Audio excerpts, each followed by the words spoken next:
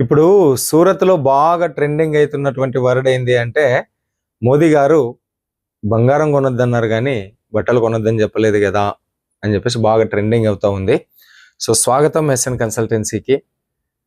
మీకందరికీ చెప్పదలసినటువంటి విషయం ఏందంటే, మన ఎస్ఎన్ కన్సల్టెన్సీ అందించేటటువంటి సేవలలో ఒకటి, సూరత్ షాపింగ్‌కొచ్చేటటువంటి వాళ్ళకు ఒక గైడ్‌ని వాళ్ళ వెంట మనం పంపిస్తామనమాట. దానికి ఛార్జ్ ఉంటది. బట్ ఆ సర్వీస్ మే 31వ తారీఖు వరకు డిజేబుల్ చేస్తా ఉన్నాం. అంటే మే 31వ తారీఖు వరకు కూడా మా ఎస్ఎన్ కన్సల్టెన్సీకి బుకింగ్ ఉన్నాయండి. సూరత్‌కి ఎవరైనా వచ్చేవాళ్ళు ఉంటే మే 31 తర్వాత వస్తే మీతో పాటు షాపింగ్ చేయించడానికి మా స్టాఫ్‌ని ఏర్పాటు చేయగలం గానీ మే 31 లోపలైతే మా స్టాఫ్ ఎవరు కూడా రారు.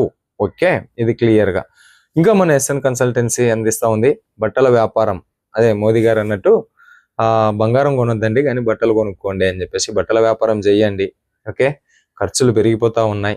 ఆల్రెడీ పాల ప్యాకెట్లు పెరిగిపోతా ఉన్నాయి. పశ్చిమాసియాలో నెలకొన్నటువంటి యుద్ధ వాతావరణం మూలంగా దేశ ప్రధాని పొదుపు చర్యలకు పిలుపునిచ్చినారు అని అంటే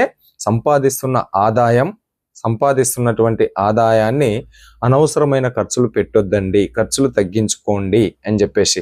కానీ ఎట్టగూడి ఉండేటటువంటి ఖర్చులు అయితే ఉంటాయి. పాల ప్యాకెట్లు బ్యాన్ చేయలేం, బియ్యం బ్యాన్ చేయలేం, కూరగాయలు బ్యాన్ చేయలేం. అవన్నీ కూడా మనం కొనుక్కోవాలి అంటే పెరుగుతున్న ఖర్చులకు అనుగుణంగా ఆదాయ మార్గాన్ని కూడా మనం పెంచుకోవాలి.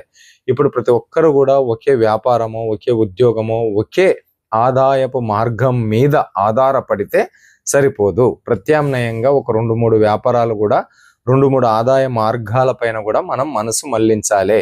సో అందులో వన్ ఆఫ్ ద బెస్ట్ బట్టల బిజినెస్.